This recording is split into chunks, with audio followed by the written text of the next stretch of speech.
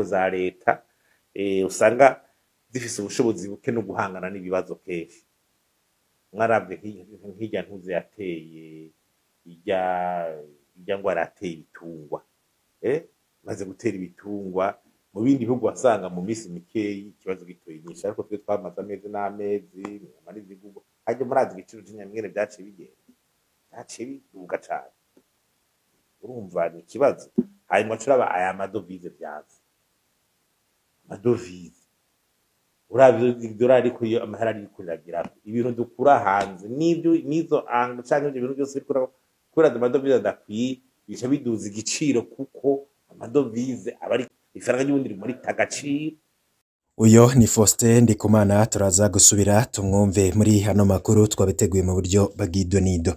Ndabaramukije mwese banywanyi bacu mamuriko murabana natwe mu makuru n'ibiganiro dushikiriza kuri nombonesha kure yacu kandi yanyu ya ICTV. Umwanya bayagezweho ariko aravugwa cyane. President Ndayishimiye avuga ko ariko avugana na ONU uko imihari irigwanya ubutegetsi iri muri Kongo yotahuka mu Burundi. Muri ano makuru muraza kubikurikira mu buryo bagidonido twumva nico President Ndayishimiye yatangaje. Kubaha ibiciro vy'ifungurwa vyaraduze gushika ku bice 26.8% ngo n'ingaruka y'ingingo zitandukanye zagiye zirafatwa n'abarongoye igihugu. Izo ngingo zoba zaratumye ibiciro biduga nizihe turaza kuzumva, ndetse n'ivyo amakosa abategetsi boba barakoze turaza kubigeruka ko twumve Faustin Ndikumana arabisigura mu buryo bw'idonido muraza kubikurikira. Evariste Ndayishimiye ati ntabwo badufise ko ibihugu vyo hanze vyo dutera kandi ntituzigera duhungabanya umutekano w'ibindi bihugu. Ivyo navyo turaza kubikurikira muri ano makuru mu buryo bw'idonido. Nizere ko wamaze gufyonda kuri subscribe. Kano makuru tuyatangurire kuri no nkuru nyene. Ntabwo badufise ko ibihugu vyo hanze vyo dutera kandi ntituzigera duhungabanya umutekano w'ibindi bihugu. Mu kiganiro yariko hararemesha mu ntara ya Kirundo n'abamenyesha makuru hamwe na bene gihugu kuri wa 30 Kigarama 2022, mukuru w'igihugu Evariste Ndayishimiye yamenyesheje ko atabwoba afise ko ibihugu vyo hanze vyotera Burundi kandi ko Burundi butazigera buhungabanya umutekano w'ibindi bihugu, ahubwo ko buzofasha kugarukana umutekano mu bihugu birimwo intambara.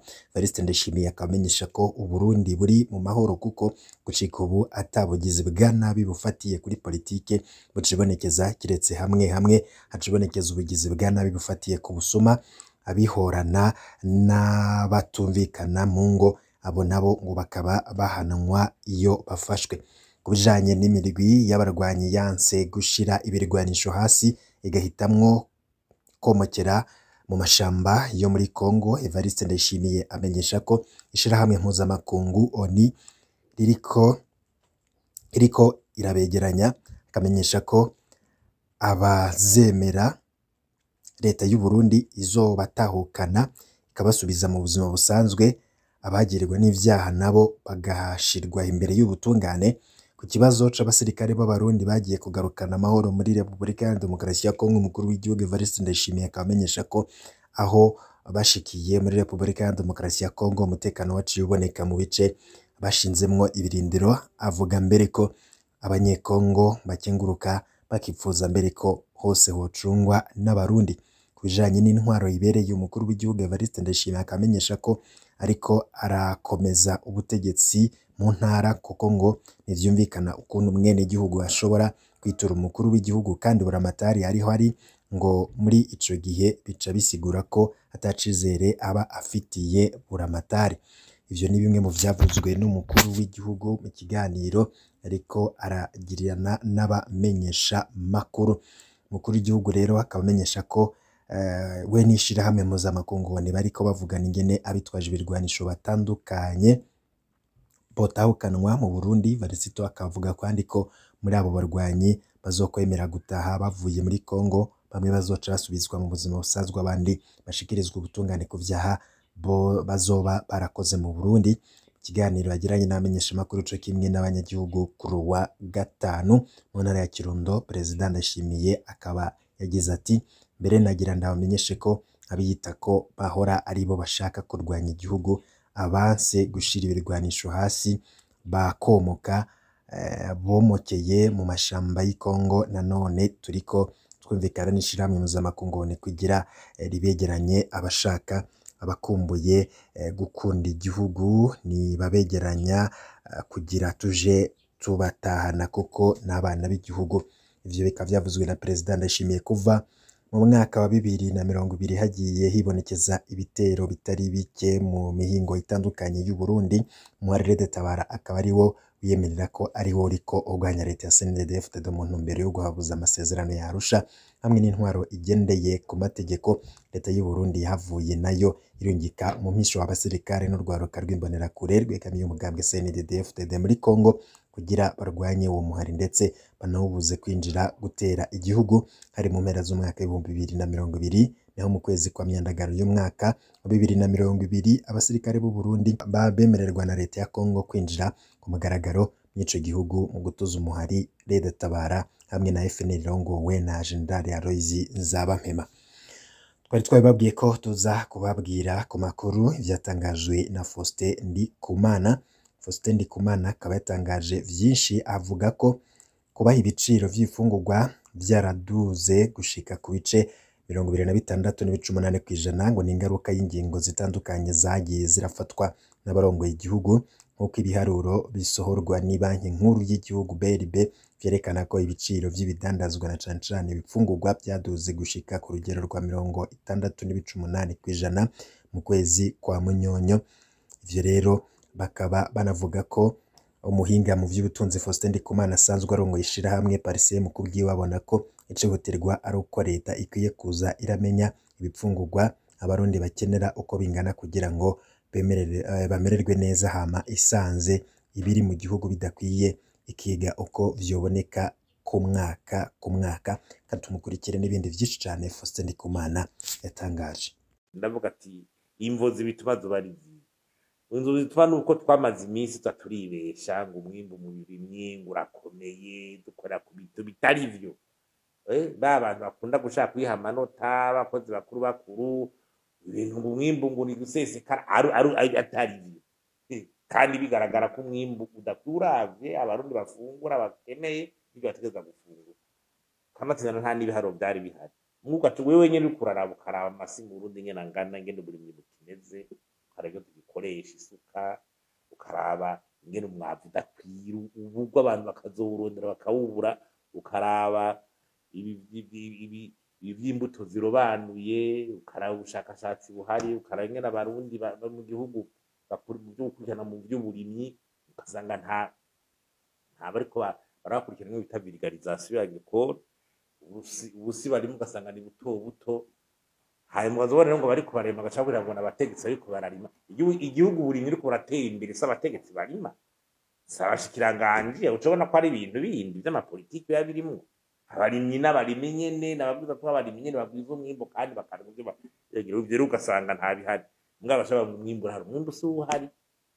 Hanyuma ikindi hagaca speculation niyo wabaye muke, ugasanga speculation leta ikabija mitari kubijamwo ngo irikira bigura birikira bibika bikononekara, bagashaka kubinyegeza kugira niba bidandaze bishaje babikoreshe babitungiramwo. Umva speculation gaciba kandi kuko nyene n'abantu bo muri leta byose byaciye byongereza. Tugira tuti none umwimbo ubonetse leta nayo iragiye mu ikiragurira gute neza ukabura. Hanyuma ikindi bituma n'ukuntu inzego za leta usanga zifise ubushobozi buke no guhangana n'ibibazo kenshi. Mwarabye nk'ijya ntuze yateye ijya ngo arateye ibitungwa, maze gutera ibitungwa mu bindi bihugu wasanga mu minsi mikeyi ikibazo gitoye nyinshi, ariko twe twamaze amezi n'amezi muri zigugo hajye murazi igiciro cy'inyamwere byaciye biduga cyane. Urumva ni ikibazo. Hanyuma turaba aya madovize byaza amadovize uravye idolari ko iyo amahera ari kuriragira ibintu dukura hanze nizo anga cyangwa ibyo bintu byose kura amadovize adakwiye bica biduza igiciro kuko amadovize abari ifaranga y'ubundi muri tagaciro uri kuraraba n'amadovize y'inyo amadolari. Urumva rero kandi tuko tubimazemo iminsi ikindi n'amatagisi menshi ari kubidandazwa no kubiribwa nyene. Yo amatagisi ni menshi rero ngo karondera amafaranga leta izokoresha kubera idashobora kuronka ingene igwiza abatanga kori baca baja kubidandaza bagashirako amatagisi. Iyo taxation rero irabangamiye urudandazwa muri igihugu ku bikoresho vyankenerwa vyinshi. Kuko igitabo usanga hari ko agisize igihumbi ugasanga n'amajana 8 n'amajana 5 uravye figitire y'ibiciro usanga ayo matagisi urumva ikibazo. Hamwe gacira transport uraba igitoro nyene cyo kiragisiga igitoro amabarabara harya mu kiro ca mbere kigabanura ibiciro ca mbere mu bihugu byose iyo urudandazwa nabwo rugena neza ibintu bigatembera mabara neza bikanyaruka igitoro kikaboneka. Mugabo umuntu azomara iminsi atondeye igitoro iyo probox zitondera igitoro ice mu mabarabara mabi mara umwanya murebwira gute byo byose bigenda bizana igiciro kigenda kiduga. Nacagena zanye ingoro zari zafashwe rero zibuza gukoresha uburyo bumwe muri transport cyaradugije igiciro rero cyo bituma rero iyi inflation irinzi tugerana ngaha itugeranya kubera ingingo nyinshi zagiye zifata n'ingene by'ubutunzi rero bisanzwe bifashe. Aho rero turavuga tuti leta itagabiye rero mwibanze kubona yuko ibintu biriko birafata intera itariyo. Nibaza yuko mu ngingo mugabo za mbere zo ziba zihuta nuko ubwa mbere leta yo kuyakuza iramenya neza kuvuga tuti mbega mu Burundi kugira ibiribwa dukeneye bingana gute, dukeneye ibiharage abarundi bajya kugira bamererwe neza bahaje bajya gatatu bingana gute, umuceri ungana gute, iyo production idakwiye cyangwa n'indakwiye hategeza guca ico bitari liberalisation abantu bakabyinjiza. Iyo babikura hose babyinjiza bakaheza bakabizana bikabanza bikaboneka. Hanyuma rero mugabo igacikura kuri bimwe byo kubiza umwimbo bigaragara atari ibintu byo kuvuga ngo bashize imbere uburimyi n'ubworozi hari umwavu hageze kuri mu mwavu ngo ntukwiye ubwo mwimbo uzokwiyongera bishoboka. N'ibirore usanga ziraja mu bintu binabiri bikora nabo gatusanga ahubwo byongereje abakozi bakora kuri muri leta baza kubyihereza ku nyungu zabo n'igiturire n'iki bigaca biremera. Ikindi rero ikibazo roca amadovize ikico kidaturi inyishu turashikayo kabisa turashikayo ico naco twama turiko turakiya leta igeze kumenya yuko amadovize irazi twama turiko turavuga iyava birazwi ari imfashanyo ari denda no gushorera ibintu hanze birazwi.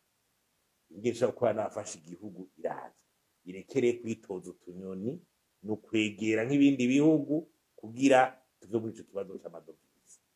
Ari iby'intwari bereye bihinduka tuve muri ibi bya sokwe niruze by'ububeshi byo kugira gute ibintu bitari ko birakogwa mbwa tugashaka kubona resultat ataho ifati. Uburyo maze kuboneka rero n'aya mataxe politique fiscale ni kuzirarabwa bakaraba neza politique fiscale mu gihugu. Nibaza bagira bakora kuri iyo ntumbero n'aya mafaranga abonetse ibintu bya transport mu gihugu gasubira kabera neza tukabona kugira ukuri nk'ibintu ruguru mu ntara zimwe imanuka n'izingura n'iki biracari ibibazo wumve koroheza amabarabara n'abindi n'abatwara ibintu ibyo bavuga ngo ibintu barabuje gushika